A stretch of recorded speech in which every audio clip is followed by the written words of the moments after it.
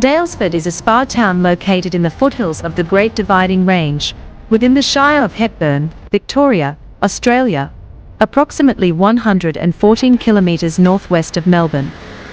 The township was first established in 1852 as a gold mining town. Around 3 kilometres east of Daylesford Township is the cemetery. At Daylesford Cemetery, there is a grave that regales the story of 3 lost children. In the picturesque settings of Daylesford lies a sorrowful tale, one that weighs heavily on the hearts of those who dare to remember, the tale of the lost children of Daylesford. William Graham, 6.5 years, Thomas Graham, 4 years, and Alfred Berman, 5 years, wandered from their homes at Table Hill in Daylesford on Sunday, the 30th of June, 1867, and never returned home alive. During the afternoon of that fateful day, the boys, who had covered a few kilometres from their homes, had spoken to a Muskvale storekeeper, Mr. Much, but failed to follow his instruction on how to get back to Daylesford. After a short distance, they unaccountably headed east to Specimen Hill. Towards dusk, the children then spoke to an elder boy, John Quinn, near Specimen Hill gold mine. Quinn told the boys that they were lost, but they ignored his attempts to turn them back and vanished into thick bush to their impending doom. When the children failed to return home for lunch, their fathers began to search, concentrating their efforts near the junctions of Wombat, Stony, and Sailors Creeks. That evening, the police were notified, and the search continued well into the night. When the news of the children's disappearance spread, the whole district joined in the search. It was a small, close-knit community. Melbourne was founded just 32 years before. The fire bell was rung to alarm the settlers, and search parties scoured the bush for miles around. The sad truth was that the hollow tree where the bodies were later found, the searchers often passed. Probably the little ones were unconscious at that time, unable to attract their attention. The Argus newspaper, published on Monday, the 8th of July, 1867, reads as follows. On Thursday, every place of business in Daylesford was again closed to enable employers and employees to search for the 3 lost children. The fire bell was rung at 6 a.m. as a summons to rise, and by 8 a.m., hundreds of horsemen and pedestrians were again scouring the country for miles in all directions around Specimen Hill. Jemmy Miller, the black tracker, who found the pistols used by the murderers of Burke, was also put on the presumed trail of the little creatures. But though the footsteps of 2 children were discovered at the head of Long Swamp, and in other places, no reliable traces of the lost ones were found.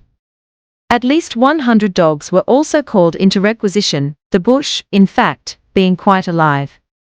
The numerous waterholes bordering Wombat and Blind Creeks were also sounded with poles, though want of drags prevented the investigation being as careful as it might have been. It will not be surprising should the bodies of the children be concealed in some part of the dense scrub, as no idea can be formed without actual inspection of the thickness of the undergrowth. Placards offering a £100 reward for the recovery of the children were posted in the bush on Thursday.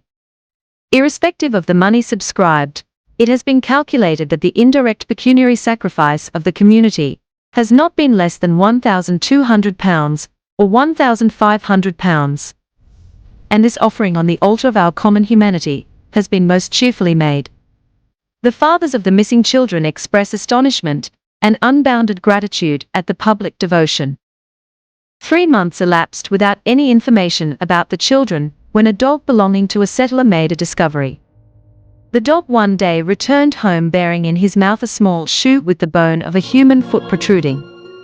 Once again, the search began, which led the way to the hollow tree where the little bodies were found huddled together, as the children had died clinging to each other for protection. The sadness and sympathy it generated in the small community of settlers could never be adequately described in words. A subscription list was opened for burial and the monument. Though the children belonged to 2 different families, they were not separated but buried together in one grave.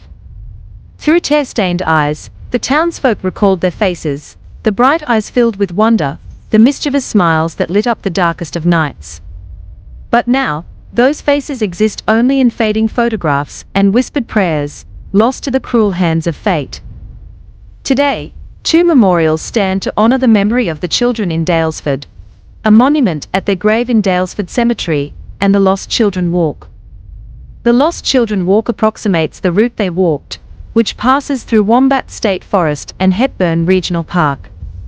Another monument stands 120 meters from where the dead children were found. Here, a cairn was erected on the centenary year of the children's walk to death. The tree in which they were found stood until 1950, a reminder of the value of community spirit and a town built on gold and timber. The Lost Children's Monument site fell victim to the forest fires of 2009. The memory of the children still lives on in a father's gratitude to a community united, by way of the Graham Dux Award, presented to Daylesford Primary School children every year since 1889. As the stars begin to twinkle overhead, casting their soft glow upon the world below, one cannot help but feel the weight of grief that hangs heavy in the air. In Daylesford, the lost children are more than just a memory, they are a reminder of the fragility of life, a testament to the enduring power of love and loss.